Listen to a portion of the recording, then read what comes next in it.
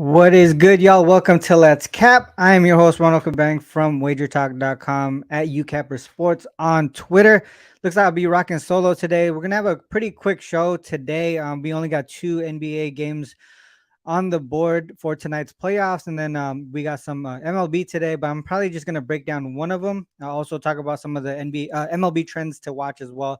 I'll drop those here on the show. If you don't follow me on Twitter, I usually post those. I just actually posted it maybe like a few minutes ago. So if you follow me on Twitter, you'll have it there. But I'll also go over them here on the show so that you know how to run the syntax on it on Killer Sports. With that said, guys, this weekend was profitable. Yesterday took a little bit of a hit on some of the profit, gave some of it back, but overall a profitable weekend. Most of the L's came from the MLB. Unfortunately, I've been, like I told you guys, if you guys were watching last week, I've been running a regression model, and it was hitting at like a 65% rate. Got a little overconfident on it yesterday, played a little bit more than I wanted to. I think it was like 5 games in the MLB yesterday when I was typically playing like three or four, two or three per day. And yeah, got a little heat check, and then it went the wrong way. So hopefully we bounce back today. Got three MLB plays today. I'll talk about one of them, and then, like I said, I'll go over the MLB trends to watch. In the NBA, the one game that I do want to talk about is the later game, the Warriors and the Lakers. I'll bring up my screen here, and we'll go over some of the some of the trends and analytics that I looked at as far as this game goes. So I'll share my screen.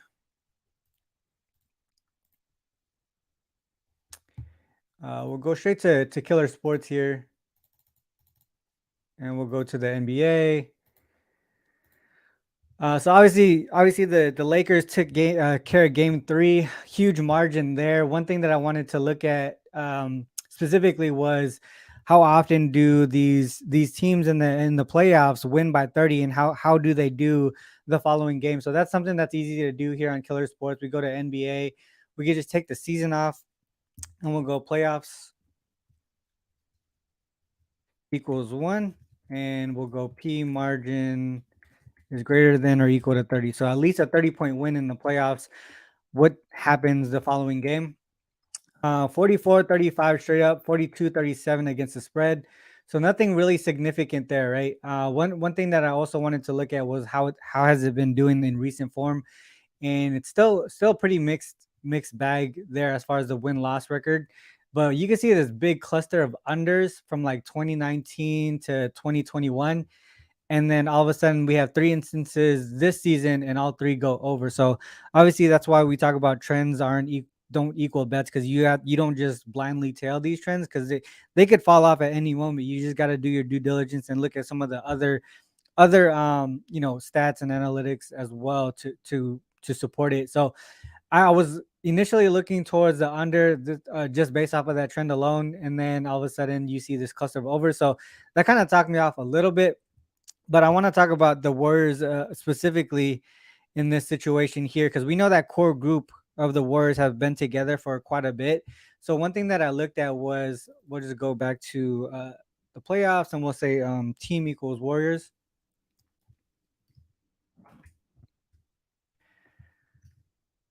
And we'll say, does this query hold any weight in your eyes? So let me take a look at that right after I go through the breakdown lane. But appreciate you dropping that query in there. We'll definitely look at it. So we have the Warriors, and we'll go.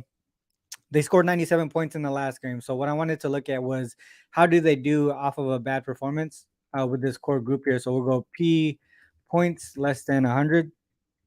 So following games where they scored less than 100. This goes way back to like 2006. We have a lot of 2012. So let's just go straight to this modern era here. Let's go 2017.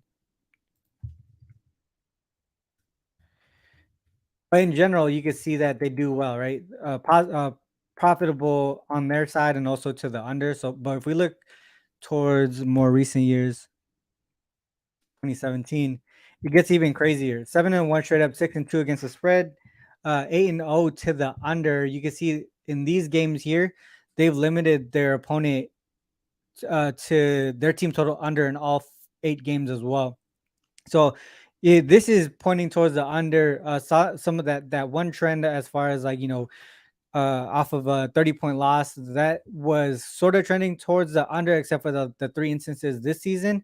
But that kind of brings me back to the under again. I haven't bet this yet. I haven't bet anything on this game yet. Being transparent there, so kind of just talking through it. But also it looks towards the Warriors in this game here. The team total here, it's 50%, over under 4-4 basically on their team total. And we know this season specifically, we go to the Warriors this season specifically on the road.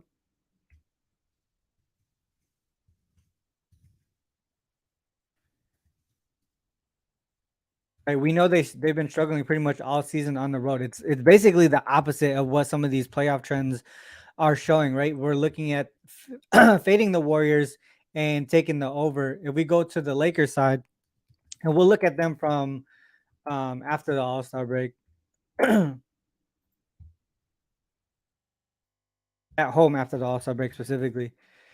14-4 straight up, 11-7 against the spread, 12-6 to the under. So this kind of points towards the under, and we know they've been playing a lot better defense in the latter part of the season with their new roster. And if we look at one more thing here, we'll go. Where my notes at? The Warriors off of a loss in the playoffs. So we go, what season is that? 2018. So season greater than or equal to 2018. Playoffs equals 1 and team equals Warriors and PL. This core group of the Warriors, after a loss in the playoffs, 15-4 straight up, 13-6 against the spread, 12-5-2 to the under. That does include some games here this season as well. And you can also see this big cluster of opponents going under their team total as well. So if we look at it, 15-4 opponent team total unders. This one probably would have went under if it didn't go into overtime. So a few ways that I was looking at it, and I haven't, like I said, I'm being transparent. I haven't bet anything yet, but a few ways that I was looking at it was Warriors to bounce back off of the horrible offensive output, right? After scoring less than 100 points, maybe their team total over. Following a loss, and also the fact that they scored less than 100 as well, pointed towards possibly limiting the Lakers under their team total. So Lakers team total under was another one. And then as far as like the spread goes, it's sort of like a mixed bag, right? We saw some support towards the Warriors. We also saw some support towards the Lakers at home after the All-Star break with their current roster. So I'm not too sure where I want to go with the spread, but if we're looking at Warriors team total over, Lakers team total under, it would suggest the Warriors to cover this game here. And then also to the total, we saw some support for the Warriors to in road games for them to go over, Lakers at home to go under. But for the most part, a lot of the playoff queries that we looked at for the Warriors side specifically off of this bad game pointed towards them playing a lot better defense and towards the under. So the four ways was the Warriors team total over, Warriors against the spread, Lakers team total under, or the full game under. So those were the four ways that I was looking at this game here, just based off of some of the breakdown that I just looked at. And then if we go, let's look up Lane's query here and see what he has support on. Real Stony, yeah, Scott Foster starting at PG for the Golden State Warriors. But I don't know if it's a Real Stony. If you looked at my Twitter, a lot of the ref stats for Scott Foster actually pointed towards the Lakers. So we'll see what happens. We'll see what happens today. All right, so let's look at Lane's query. So season greater than or equal to 2011, and series game equals 4, playoffs equals 2, home favorite, and P home favorite win. EDL. Right, so season greater than or equal to 2011, series game equals 4, playoffs equals 1, round. 7-1, 7-1, 5-2-1 to the over. Heat and the Lakers. So you're looking towards, in this game specifically, Lakers ATS to win and cover, and also look to the over. That's basically the opposite of what I was looking at. So let's think about this query real quick. Back to 2011, game number 4, right? And then round equals 2, and then we're going. So game 4. So this would be game number 2, right?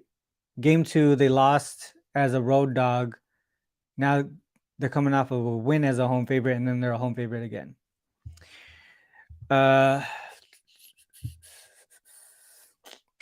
I mean, it makes sense, right? The not really a zigzag, but they won as a home favorite and they're a home favorite again. That you would think they would win and cover, right? Warriors are in this query against the Rockets in 2018. I don't know, man. I don't know. Lakers ATS and over. Yeah. All right. So I'm not sure, dude. Like I said, I pulled up some of the stuff that I brought up to points towards there. Obviously trends, you could, like I said earlier, the trends can go either way, right? It's just how you interpret it. And this is not a bad query. I mean, it makes sense. But I am looking on the opposite direction on both of those. Real Stoney says NBA needs this series evened out and playoff rosters like the equalizer.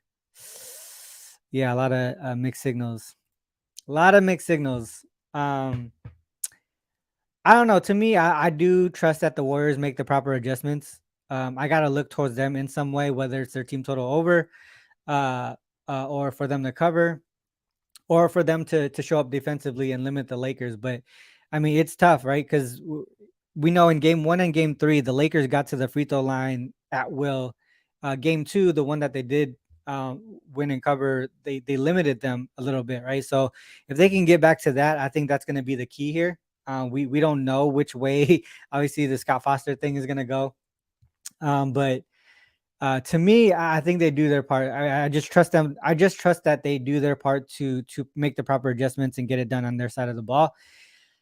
It's whether or not I trust them to bounce back offensively, or make the proper adjustments on the defensive side of the ball to limit the Lakers. That's where my dilemma is, right? So it's probably going to be one of those two: the Warriors team total over or the Lakers team total under. I just don't know if I can make a decision right now. Let's see where the line has been going, actually.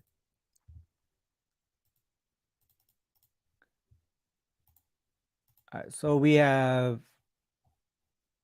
consistent at 228 over at Circa. We have some books at going down to 227. So some of these books are looking towards the under, minus 3.5 at open. Now we're seeing 3. So, and we're seeing some 2.5s as well. So it looks like some of the books are moving towards the Warriors and also to the under, which does support some of the trends and angles that I was looking at.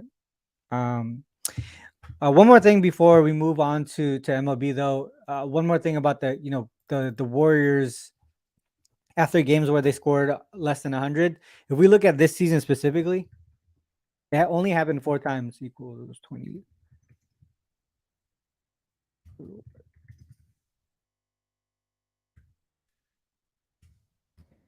Warriors after a game where they scored less than 100, 3-1 straight up, 3-1 against the spread. 3-1 to the over on their team total. I know that the over under is 2-2 here, but their team total is 3-1 to the over. Averaging 119.2. They scored 113 or more in all 4 games. The Warriors team total over is 112.5. Right, and that's another reason why I like this team total over as well. They've been in this position multiple times. Obviously, this one too was a second leg of back-to-back games, so they weren't even rested, and they were on the road where they typically struggle offensively, and they were still able to I would say bounce back a little bit as far as offensively, right? I would probably lean more towards. Now seeing this one again, I'll probably lean more towards the Warriors team total over. I just think that, like Real Stoney says, Warriors are really too good to not to adjust. I think for me, I feel like it's gonna be on the offensive side of the ball. So I'm gonna go with the Warriors team total over. That's what I gave out on the triple double as my favorite play. And I'm gonna officially go with that. So Warriors team total over 112 and a half. All right. So no, as that I don't really have anything confident in that game at all. So I pretty much skipped it. But if you guys want to look at it, like I said, I don't have anything confident in that game. We can go over it and see what other people might have. But I don't have much at all on it. If anyone has a query on that Heat Knicks game, definitely share and we could take a look at it. Let me just second. I might have something on the under. I'm just not confident on it. Let me just take a look here. Okay, here's one that favors the Heat, and it looks pretty strong. So let me bring it up. Let's just go to it. All right, so we'll go to. All right, so that was pretty much the Lakers Warriors game. Like I said, it's gonna be the Warriors team total over 112 and a half. Let's go back to the Knicks and the Heat here. This is one query that popped up for this game specifically. Since 2013 in the playoffs, I did round greater than 0 because um, if you do playoffs and don't put a round on it, round equals 0, I believe, is the play-in rounds, and I wanted to get rid of the play-ins. So we have round greater than 0. That's basically the playoffs, round 1 through the finals. Coming off of a home favorite win, and they're home favorite again, and the line is less than the previous line, so they're more of a favorite this game than they were in the previous game. That's the situation the Heat are in today, and that's been profitable to back the home favorite team, the Heat, basically. Minus 4.5. I think today. I think we saw some books at 5, right? I swear I saw 5 somewhere earlier. Let me just double check. Yeah, so I did see some 5s before the show, and then now during the show we see some 4.5. So some buyback on the New York side, but I do look towards the Heat. I would lean towards the Heat in this one. It just seems like with Jimmy Butler on the court, the Knicks really struggle on the defensive side of the ball. If you watch some of the shows that I did prior to the series, I thought the Knicks were in better form as a team, right? They were peaking at the right time heading into the playoffs. And then on the opposite side, you got Tyler Harrell, who was injured. Jimmy Butler was basically playing 40 some plus minutes a game and really carrying the load in that series against the Bucks. I wasn't sure if he was going to be able to carry the team on his back on his own against the Knicks as a team, but a lot of the role players really stepped up here, and then the Knicks are you know offensively look pretty terrible, to be honest. So I would look towards where did they go? I would look towards the Heat way. I do think that this is a pretty strong look here towards the Heat. I'm just not 100% confident to put my money on it. But if someone out here on the uh, it's unexplainable. Yeah, exactly. That's what I'm saying, right?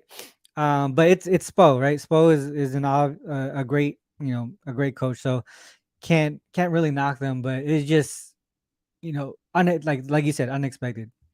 Um, it's crazy even without Bam having to go crazy. Heat are still exactly. I can't explain it, dude. The Knicks are really just struggling on the offensive side of the ball, and maybe it's a game plan on the Heat side. Obviously, both teams play really slow paced, which is why the total is super low. Both teams really struggle offensively. I don't know, man. I think the two ways that I would look at it would be the under and towards the Heat. Like I said, though, if you guys in the chat can't convince me any further, I'm probably just gonna stay away. If you guys can come up with something that would really push me in that direction, I'll probably bet it. But other than that, that would be the way that I go. What are you guys on? What are you guys on here in the chat here? Oh yeah, the the Mavs. Yeah, wellness check on Cuban for sure. We'll see what happens in the offseason for those guys. The defensive schemes they are drawing up has the Knicks wondering what's yeah, yeah, man. It's Spo, man. Spo is dope. Spo is dope. So it's probably those defensive adjustments, like you said. But if you think about it, it really is Butler, right? Because one and game 3 with Butler on the court, the defensive efficiency, the defensive rating was off the charts. And then in the game where he didn't play, they still played a slow pace. It just the Knicks were able to do what they wanted to do. The other part is, dude, like if it gets down to free throws, I do not trust the Knicks at all. Like I don't trust the Knicks to make their free throws at any time. Like they just been struggling in that part all season long, especially in the playoffs. And we got a surprise guest here, Chris. What is good? Yo, what up, RC? Can you hear me? Yeah, I got you. What's up, dude? Dude, I just talked about the Lakers game. We went backwards because I wasn't even gonna talk about the New York game. But do you have anything on this Knicks game? Uh, nah, not really, RC. I will say, just watching the game. I watched Game 3, and I don't think I was a believer in the Heat yet, RC. I I think just that's what we really, were all saying. I really don't, dude. Like it's not just the seed. It's not like what we can kind of quantify using SDQL, but I just wasn't a big believer. And just watching the series so far, see, to me, what I've seen a team in the Heat that have a really good head coach. Eric Spoelstra is a good head coach. He makes adjustments. I think he understands what the flaws are for the New York Knicks Yeah, and the ability to be able to shoot the ball. What I looked at, RC, was I think they're shooting like 27% from the 3-point line. The Knicks are, and it drops in the playoffs, and it drops on the road even more, right? So I think Spoelstra understands that. He makes sure that he puts his guys in positions to be successful. They want to yeah. funnel. RC, what I've been watching is they've been funneling, guys like Julius Randle, guys like Jalen Brunson into the Yeah. paint, and then leaving the shooters open. Josh Hart to the Yeah, world. exactly. Because they know that they're trusting their gut to limit the paint and then force them to make the shots, and they're just not making them. And that makes sense because you can see the amount of threes that they're attempting. They're just not making them at all. Real quick, this is the query that I dropped for this game here. Since 2013 in the playoffs, past round one or greater. Um, Home favorites coming off of a home favorite win, and the line they're more favored in this game than they were in the previous game. Point towards the Heat. Like I was saying, like I just feel like this is a Heat spot. Really good record here. Really good record here. I just haven't gotten enough confidence to actually bet it. But man, I kind of want to get there, at least on the Heat side. I don't know what to do with the total. Like I would lean towards the under.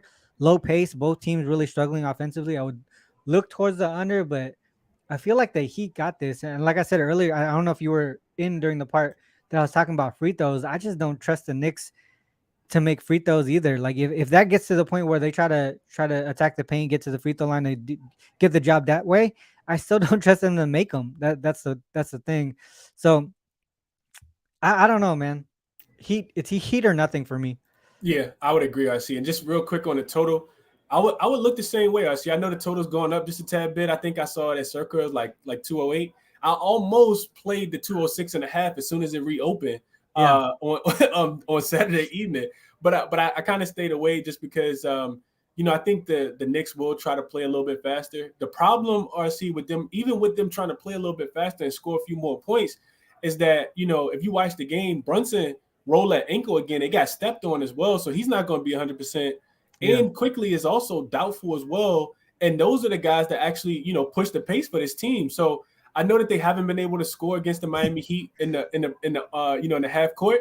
yeah, But I don't think that they're going to be able to get out and really push the pace as well. If we see any regression, it'll be from the Miami Heat as well. I think they'll probably struggle to score because the Knicks should bring their best defensive effort here. So I yeah. will be looking towards the under as well. See, I didn't play the total at all, but I think I read a stat that said that the Knicks are 7-1 to the under this season in the playoffs. So only one game's going over, and all three of their games on the road have also gone under as well in the playoffs. Yeah. Real quick, Alfonso Scott talks about Miles McBride on defense. That's one thing that my co-host on Triple Double just mentioned too, like his defense. if he locks up on defense, it might be sort of an impact there. But I don't know, man. The role players on Miami, I didn't trust them after the Bucks series, but they're showing up here. They really are. Esda, shout out to Esda. One day they're gonna give Spo the coach of the year. Man, they don't want a Filipino to win for some reason. I don't know what's going on there, but that's what that's what it seems like. But we'll see. We'll see what happens. I Right. don't, man. Low I key, see. I Real quick. might end up taking the Heat. Right. I think I might take the Heat. I think it's heat or nothing. I see. Yeah. Real quick, one thing I want to mention with the Miles McBrides that Alfonso talked about. I was actually looking at Quentin Grimes. I see. I think it could be more of a Grimes play. He played. I think he played 22 minutes in Game 3. But he's the guy I think that's going to get a little bit more playing time with the quickly injury because of his defense, McBride can play defense, but Quentin Grimes can also defend and he can shoot the He can ball. shoot the And three ball. That's Yeah. what the Heat. That's what the Knicks need more than anything. So his points, RC, they were juiced to the over 7.5. But I think he absolutely is that real? Is it Grimes' birthday today for sure? Oh, I didn't even know that. I don't play into the birthday narratives. I've seen people stink it up on their birthday. They stink it up on their birthday. But I think Grimes is the guy. I just think he gets a lot more minutes. If they're gonna play with pace, he's gonna be the guy that's gonna get the wide open shots because of the penetration from Brunson and the penetration from Randall. So Quentin Grimes over 7.5 points and his points, rebounds, and assists as well. They're only 11. What's his three? Three's prop? Probably 1.5 if I had to and guess. probably juiced. It's probably a plus over. money, right? Let's see. I probably can find it real quick. Because 7.5 points, I would think it was probably 1.5. Yeah. Let me see. I can find it real quick. Hold on. Let me see if it's even available. Yeah, 1.5 minus 136 right now. RC is what I see. Oh, it's minus 130. Yeah. All right. The book's telling us that it's gonna be, it's gonna be he gonna get the looks, Yeah. Okay. That's a good look on Grimes. That might be some way if you guys like a prop way to go. Fuck, man. I actually like the more that we talk about, I kind of want to take the Heat.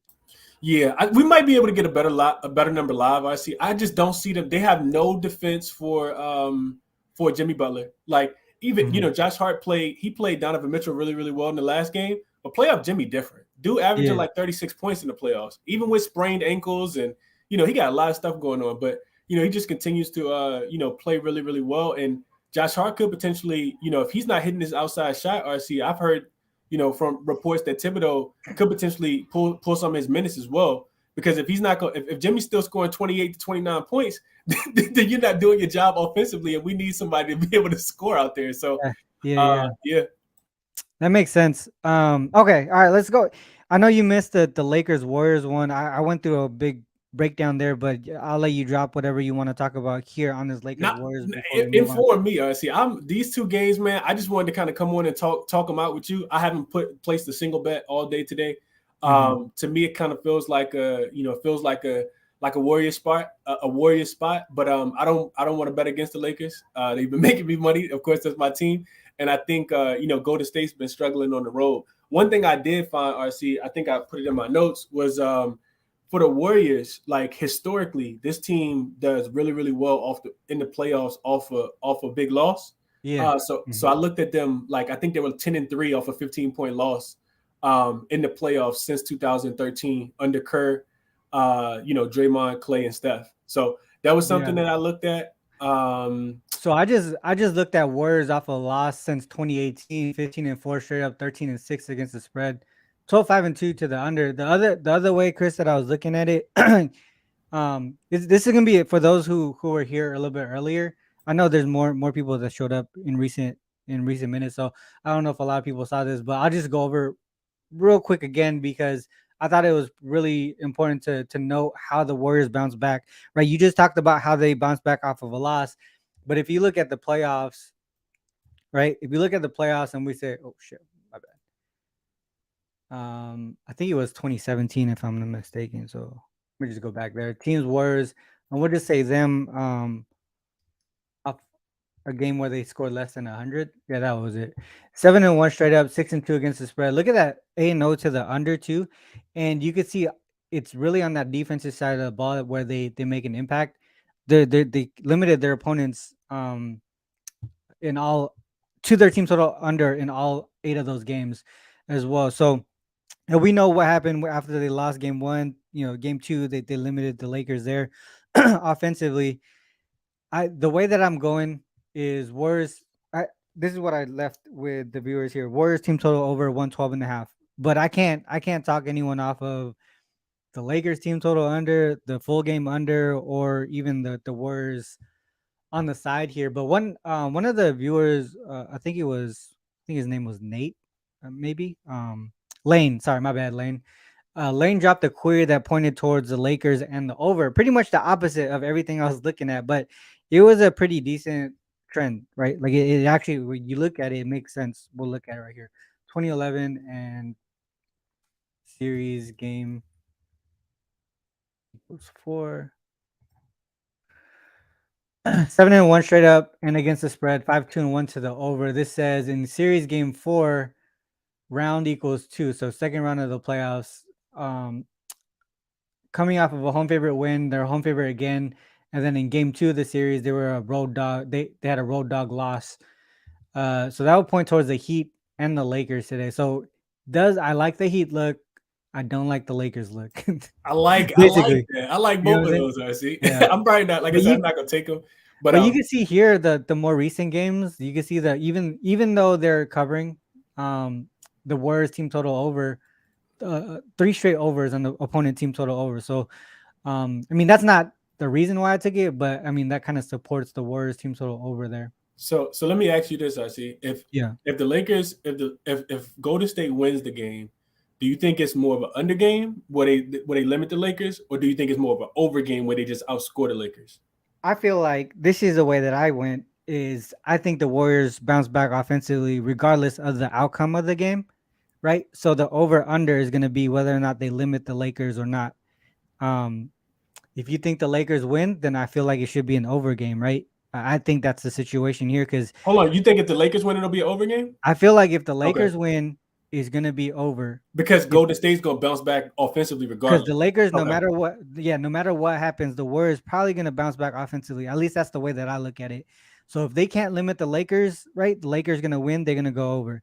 If they play some strong defense here, limit the Lakers from getting to the free throw line, then I would think that it goes under. So that's just the way that I think of it. Because if you think about it too, we talk about Scott Foster and all that shit too, ref in this game. You know, if the league wants the Warriors this game to extend, right? And the Lakers can't and the Warriors can't limit the Lakers, they're gonna find ways to get maybe the Warriors to the free throw line and push this one over. So I think if the Lakers win, it goes over. Lakers lose, it goes under. But no matter what, Warriors bounce back offensively. That's the reason why I went with the team total over 112.5. okay. But yeah, did you see anything from a prop perspective in that game? So a little bit on the total. I actually lean towards the under. I think Golden State bouncing back offensively, could definitely happen. But I think they rely a little bit more on their defense. We also see the game kind of get away from them. D'Angelo Russell's an outlier. I think he shot, made 5 threes in the last game. That doesn't happen every single game. So I just think we see a locked in, motivated Golden State team. If you go back and look at all those the queries that we're talking about, just them off a 15-point loss in the playoffs, like you talked about, that team, the one you got right there, 8-0 to the under. To the under, yeah. This one is what like this is the reason why I was almost wanting to take the Warriors and the under, but I just pivoted to the Warriors team total over. The other thing I was gonna mention, I see, is that the Lakers' best defensive team in the playoffs, defensive rating of 95. Like they are limiting their opponents for sure. So I think full game under more. So I think this is the game that actually stays close. Game 1 was close, right? Game 2 was a blowout. Golden State blew us out. Game 3, we blew Golden State out. But I think this is the one that actually stays close and probably like a one, maybe a 113 to like 108 type game. I just think it stays under the total. And then from a prop perspective, I was looking at Bron. I had a chance to rewatch this game. He came out super passive. He didn't take a shot until 9 minutes in the second quarter. Yeah. But one thing that kind of really stuck out to me, RC, is that it looks like the longer the series is going on, it looks like Darvin Ham's trying to run the offense through Bron a little bit more. He's catching it like at the high post, like free throw line extended, or just on the block. And they don't really have a guy that's strong enough to stay in front of him. So like Wiggins is a really good defender, but he like Bron just kind of like can bully him and get to the rim. Same thing with like Clay. Clay's a really good defender. He's strong, but not strong enough to stay in front of LeBron. So Bron, of course, plays the game the right way. He's not looking to score every single time. So he's really dishing the ball and getting a lot of assist opportunities. He had 8 assists in the last game. And then, of course, he's the second biggest player on the floor. Well, third if you count Looney, but he's the second biggest player for the Lakers on the floor. So he's been dominating the rebounds as well. So I think his rebounds plus assist line is 15.5. I think that's a good look today, but I didn't play it yet. But I do like that look a lot, just because I think Bron, at this stage in his career, he's looking to facilitate, trying to get everybody else involved. We know role players play better at home. So, those guys being able to knock down shots is probably going to happen more so today than it will in game 5. So I would be looking towards Bron plus rebounds plus assists, RC, over 15.5. Yeah, and we know the zigzag with AD too. So we'll see how he does in this game here. All right, well, that's the 2 games for the playoffs today. Have you started looking at baseball yet, Chris? None. I didn't look at. Well, I've been looking at it, but just off and on certain days. I didn't look at anything for today. RC, what you got? Got you real quick. Hold on. Let me just drop shit. Where did it go? My bad. Sorry, guys. So I'll do. All right, real quick though. Let's just recap the NBA. Before we move to MLB. Let's do. So for me, Warriors team total over 112.5, and I think I'm just gonna go ahead and go with the Heat for game 1. I think they get it done. I'm probably gonna put like a smaller amount on the Heat. I do like the Warriors more so to get over their team total though for the two games in the NBA. Chris, what do you want? Do you have anything official you want to drop for the guys? No, nothing official at all in either one of the games. I think I'm gonna be a spectator tonight. I liked everything that we talked about. My top player today, I think, would probably be the under in the Lakers and Golden State game. I think both teams, probably lock up defensively. As the series goes on, we typically see a lot more unders because of adjustments already being made as well. Only so many adjustments you can make. And then the props that we talked about, I'm probably gonna get there with Quentin Grimes over 7.5 points. I just see a lot more minutes for him. And if the Knicks have any chances, keeping this game close, it's going to be because Grimes, steps up offensively. And then we just talked about LeBron over his 15.5 rebounds plus assists would be my other prop look in this game. I see. Gotcha. Okay, cool. All right, so let's move on to MLB trends. Not to bet. Sorry, my bad. Hold on. Let me rephrase that. To watch, because I'm not betting all of them. All right, so MLB trends to watch. I dropped this on Twitter already. Vaughn, I did not pay for StatMuse, so cannot do that. I already reached my max of free questions or whatever that shit's called. Free searches, me too. I exceeded mine too. Yeah, I exceeded mine. So I didn't do the. I did not do the pro StatMuse thing. So can't do that. Cash cow. Damn, I need a quicker way to do the killer sports or the give me the dog prop query. But yeah, so MLB trends to watch. So I dropped this on Twitter. I'll just go over them real quick here in MLB killer sports, so you guys know how to run the query. So first up, we got season equals 2023 and team equals Orioles. And D and O STL. So we have the Orioles as dogs versus starting left-handed pitchers this season, specifically 5-0 to the over. Scoring over 11 or around 11 over 11 runs combined. We have a total of 8.5. They just went over this in the same situation 3 days ago against the Braves here. And they put up good numbers against Braves. And some of these guys are really good pitchers here. I mean, obviously Sale's having a down year, but some of these are pretty good pitchers. So I would trust that the Baltimore offense might bounce back here. Even against Shane McClanahan? Could be, man. I have let me just show where's my matchups? Matchups here. All right, so my regret. Do you guys see that? Sorry, I don't know. It's kind of small. So I have my regression model set up, and it actually points towards Baltimore to to win this game here. So it looks a little bit different from the last time I showed it, but the point of the regression model is to show where positive regression might be coming from. And from what I see here on this Baltimore game versus Tampa Bay, we have Kyle Gibson to positive for positive regression. Also, the Baltimore bats to get some positive regression as well. We already know Tampa is number one all, pretty much in all offensive categories for the most part. So there's no way that we could see them. I mean, not no way, but I expect them at some point to come down to earth a little bit. They're kind of just going off, and then Shane McClanahan's already pitching at like an elite level, so you don't really expect him to I guess positive, like there's no way that he has any positive regression coming on his side. But from that point, obviously you can see like current trends and forms and stuff like that. We see that the Orioles should be able to bounce back offensively in this situation as well. They show up, their bats show up in this spot. So that's the reason why I actually look towards Baltimore to win the game. I did not bet that yet. I did bet on another game that I'll be breaking down a little bit further. It's going to be this Oakland and the Yankees, the A's and the Yankees there. Real Stony dropped this trend here. Yeah, Jeff Michaels told me about this one too. Jeff Michaels and Ralph, they told me about this trend as well. Orioles 11-0 in game one. So nice look towards the Orioles today. Maybe I might put something on it. I don't know, but I did not yet. And then another where did it go? So another one would be the A's here. Actually, I'll save that one for last since I'm going to go into that breakdown. Team equals Cardinals and AD. Cardinals as road dogs this season. Cardinals been struggling offensively, to be honest, and it's more apparent when they're a road dog in this situation. 1-9 straight up in this spot, only averaging 2.3 runs per game. Like I said, struggling in that spot offensively.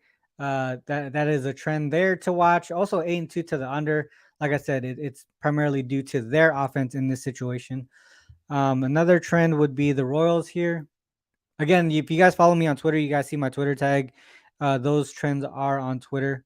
Just showing you here how to run it on Killer Sports. So next one is Royals. And obviously they've been struggling this season as well, and then primarily as a home dog. 2-13 straight up, 3-12 on the run line. They're getting smashed pretty easily in this spot here as home dogs. 8-6 to the over. You can see that big margin there around more than 2.5 runs, losing by more than 2.5 runs in that game, giving up a lot of runs. You can see most in these situations here. 3 of the last 4 games, they give up more than 10 runs. Obviously, they got the win here against Gibson, but we expect hopefully a bounce back situation here with Gibson and the Orioles. And then F5 plus 1.5 runs. Yeah, that makes a lot of sense. That does make more sense. And it's not that expensive to get them at the run line either. I think it was like minus 120 if I saw it last night correctly. So it might be that might be another way to look at it if you want to do that. And then another one is the Guardians and line less than or equal to minus 130. And then the Guardians here as favorites of 130 or more against starting left-handed pitchers. They've yet to win a game in that spot. 0-8 straight up and on the run line. 6-1-1 to the under. They're struggling offensively for the most part. The one game that they did go over, they put up 6 runs, but still lost. And they lost to the Nationals and Patrick Corbin. So that's telling you something there. I see you laughing, Chris.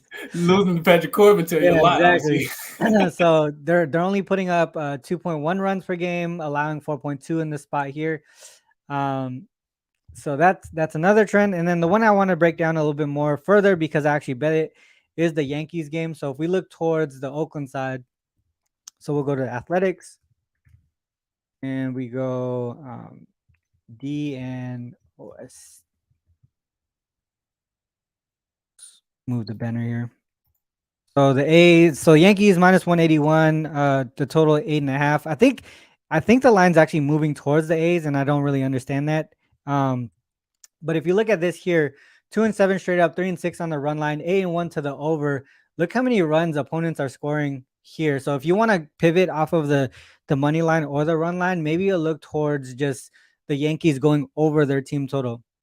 I know the bats haven't been putting up runs for the Yankees, right?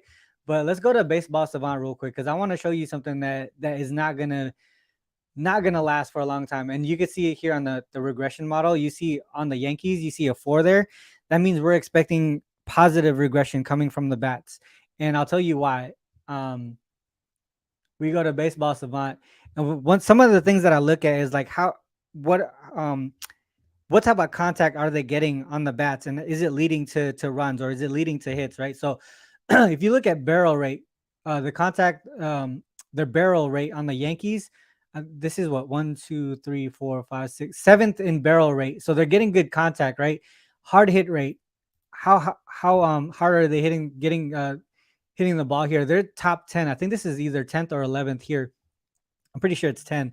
They're top 10 in hard hit rate, but their batting average is down in the bottom, fifth last in batting average. So they're getting the contact, they're hitting the ball hard. It's just not turning into runs. Like they're landing in unlucky spots where they end up getting out, right? So that's the type of stuff that I look at as far as like positive, negative regression. Are they getting lucky with where the ball is landing? Are they getting good contact and things like that?